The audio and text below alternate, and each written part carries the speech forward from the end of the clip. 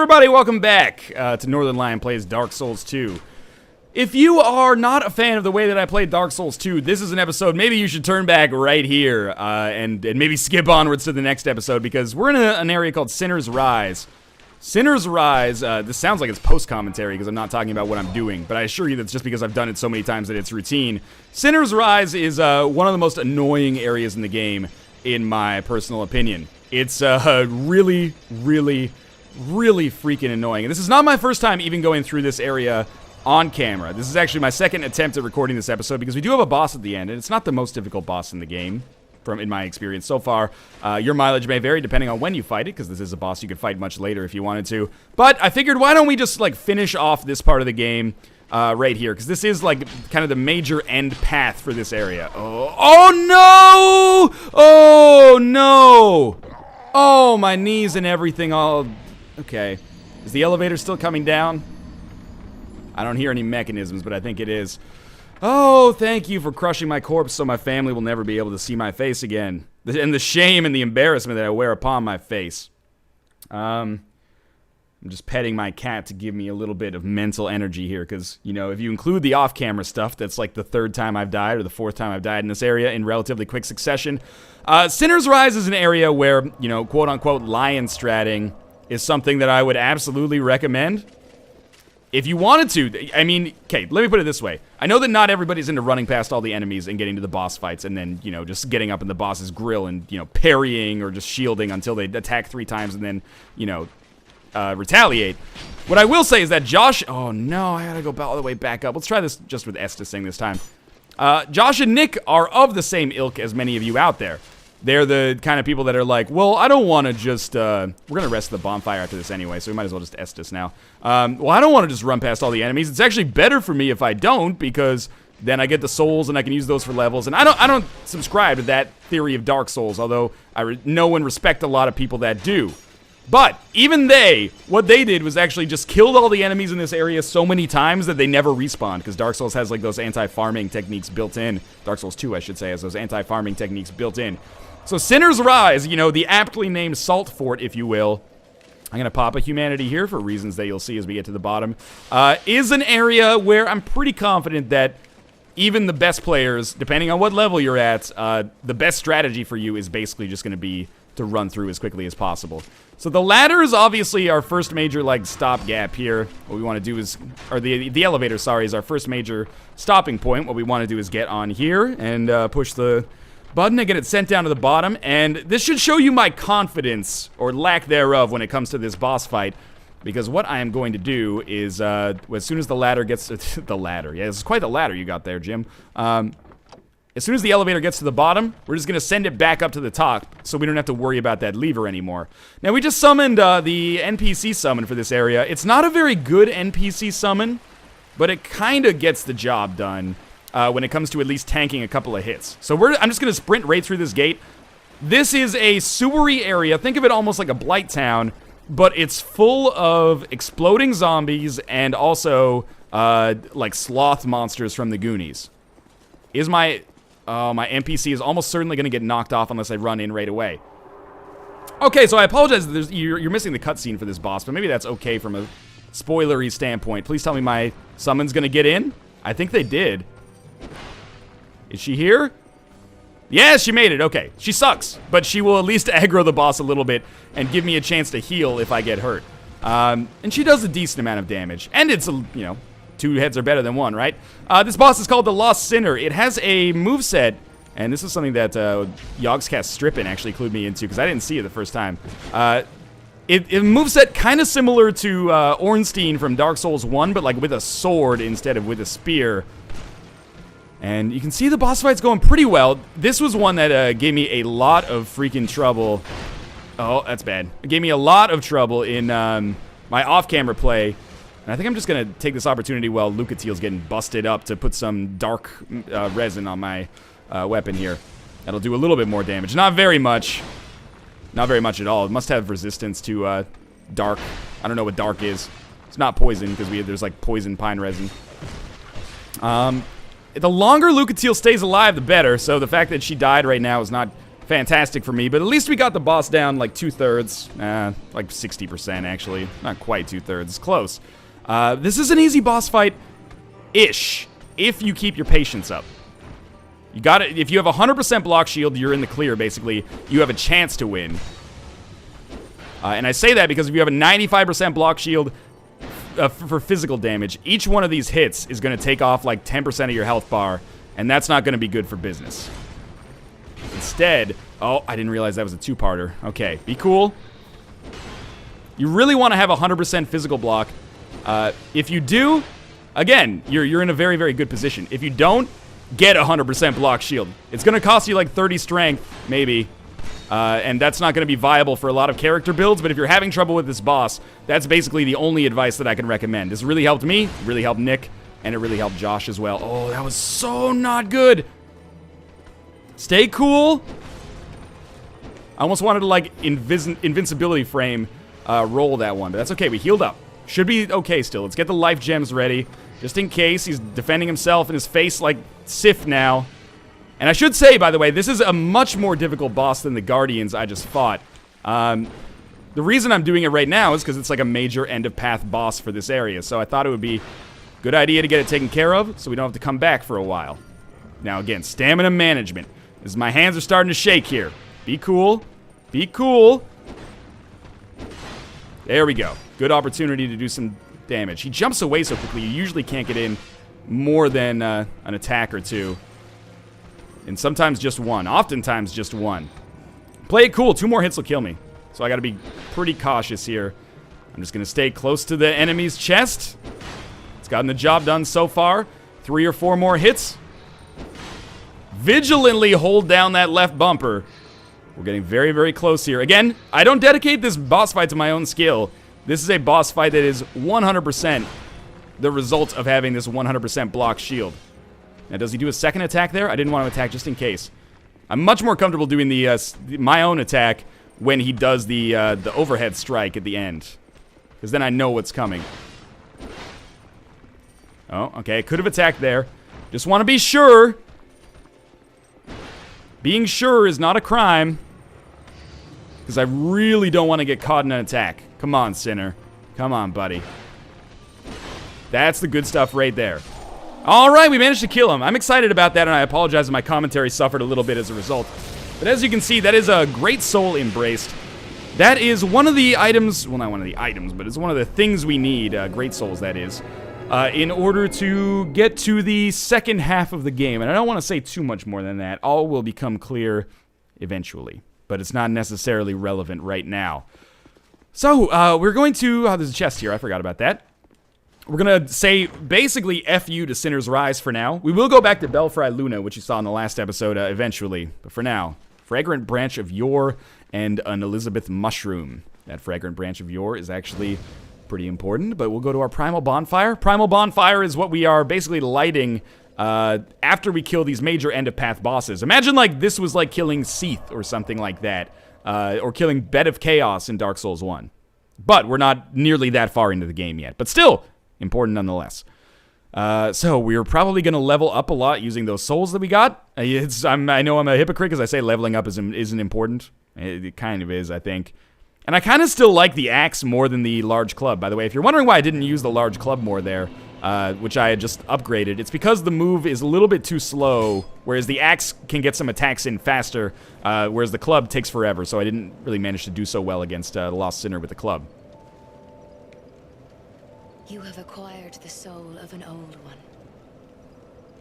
That is more than most undead can say. Alright, so that's a little bit of story there. Not very much, but a little bit.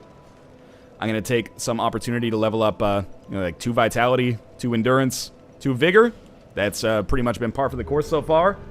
Maybe now I can put on gloves again, which means it'll hurt less when I get hit. You know, armor can be important. But I put more stake in our weapon. Can I? Oh, because I'm using the axe, actually, I can afford to wear some serious armor. It was the club that was bringing me down. All right, so I actually like this armor set. Look at it, it looks like a badass. Let's do like a war cry or something so you know. Stella! All right, That was pretty good. I like it. It shows off his quads, too. Let's rest here for a second. I've gotten a large Titanite shard. Maybe I will just level up this battle axe all the way. I mean, the battle axe is a pretty good weapon, I think. What does it? It's pretty good for now, anyway. We'll eventually get something better, I assume. What's our... Let me see. Does it scale with anything? I need to go to the equipment screen, I guess.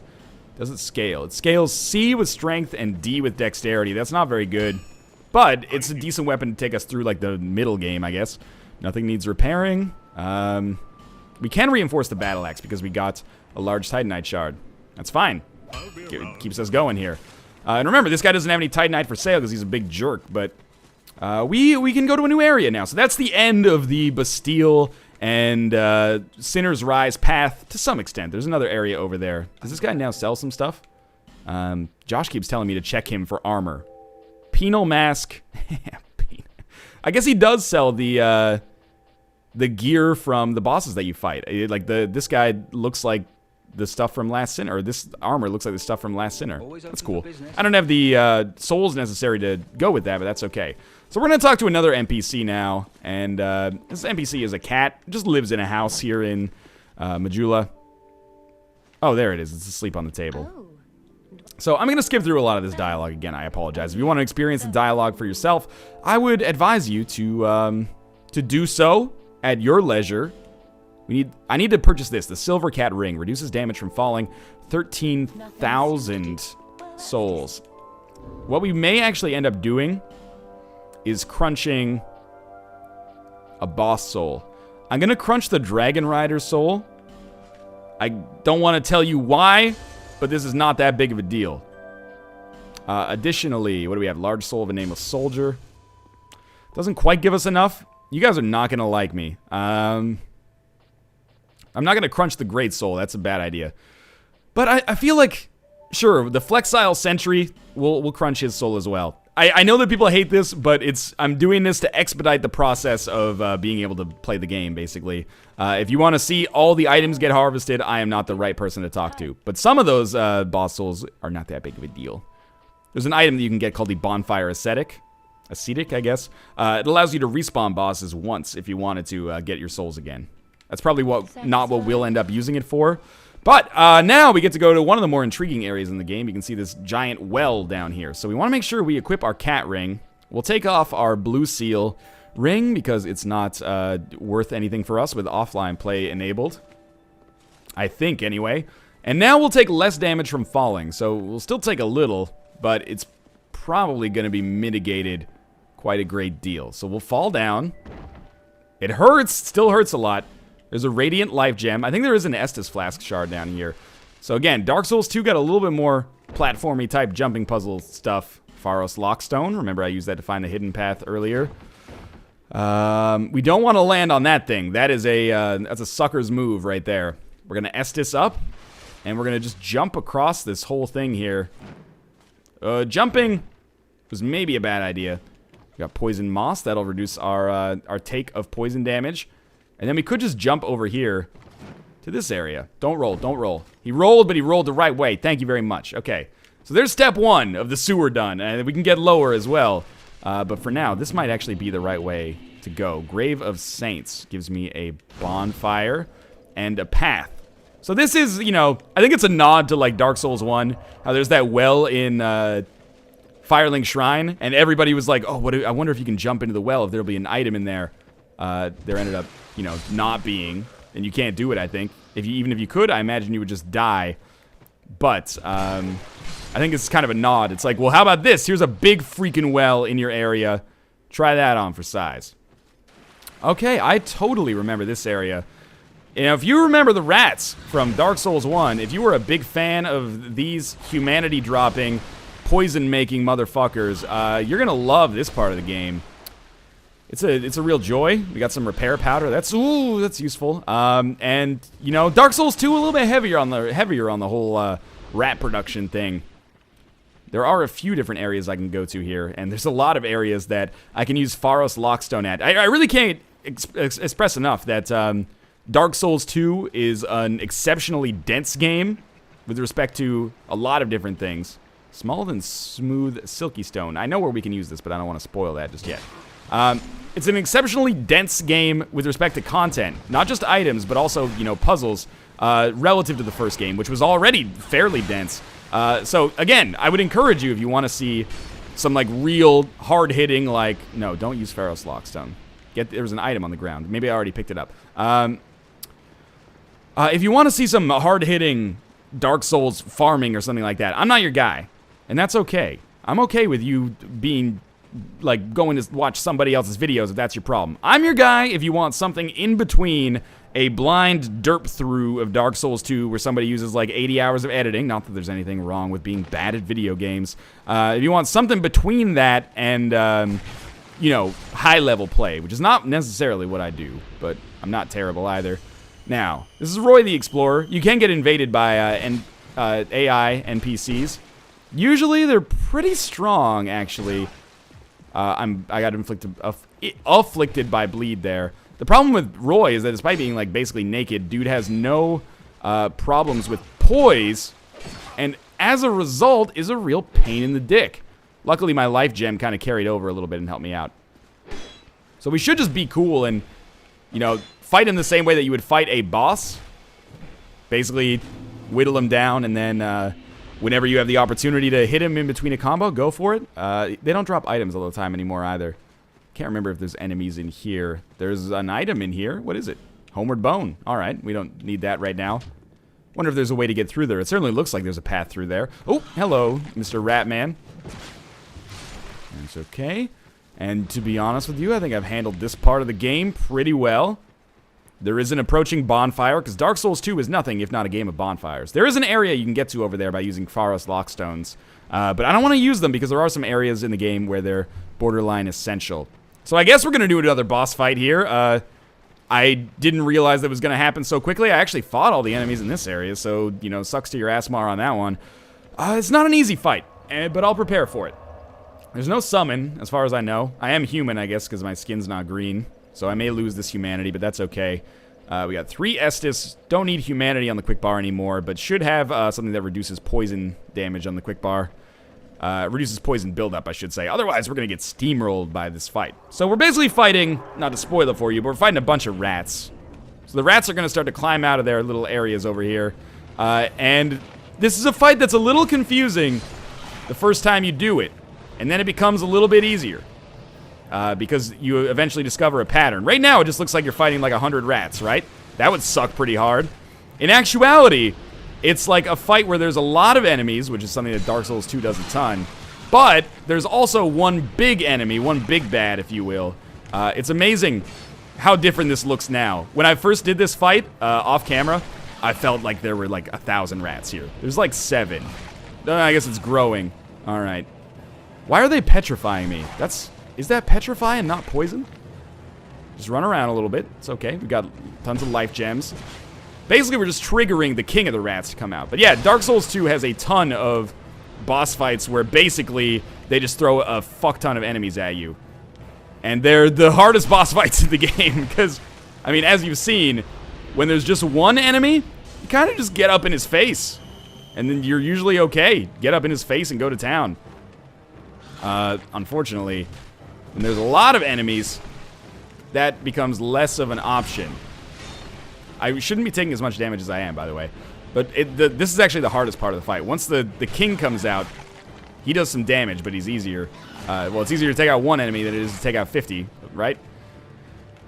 I guess depending on the strength of the enemy. It's probably easier to take out 50 hollows than it is to take out one Gwyn. That was not the Royal Rat Vanguard. So the Royal Rat has a bit of a mohawk going on. There he is. No. So we want to keep... Oh, he poisoned me right away. Okay, get away. Run right through the rats. Smart idea. Reduce poison buildup. Quickly. Heal. Quickly. That was actually a good way to handle a crisis. Royal Rat Vanguard, where are you? There he is. The motherfucker himself. Now, he doesn't do that much damage. He just poisons you instantly, which is a real piss-off in and of itself. But what you can do is just kind of like hit him a few times, come over, get the rats away from him, and then get your stamina back, and then just kind of run in. You don't want to get trapped in the rat pile like I did there. And then go to freaking Brown Town on him, and then rinse and repeat, basically. This is not... It's a harder boss fight than it might seem in description, but a much easier boss fight than you probably feel the first time you fight it. I didn't get poisoned. I got a rat tail. I got the Royal Rat Vanguard Soul. I'm going to use a Radiant Life Gem. Oh, why would I use a freaking... I should have just used an Estus Flask. I shouldn't have used anything. I'm mad at myself. But we're just going to travel back to Majula quickly, because we've taken out our requisite 2 bosses, and I want to level up my bicycle. No, I want to level up my skills a little bit. There's another 2 bosses in the can, and we're well on our way towards fighting another Great Soul. But it's going to be a difficult Great Soul, and it's going to be a little bit further along, as you might expect. But for now, let's go level up with the Emerald Lady a little bit. We'll also meet another Covenant. Hello. Yes, seek larger, more powerful souls. Are my souls not good enough for you? Like, I don't understand what your problem is, lady.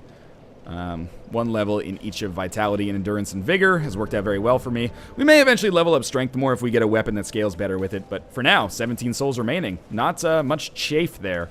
In any case, I hope you guys enjoyed this episode. If you did, make sure to show your support. The support you've showed so far has been incredible, but it's always nice to see, shall we say. So like the episode if you enjoyed the episode, and of course subscribe if you want to see more Dark Souls 2 in the future. And again, thanks for watching, and I'll see you next time.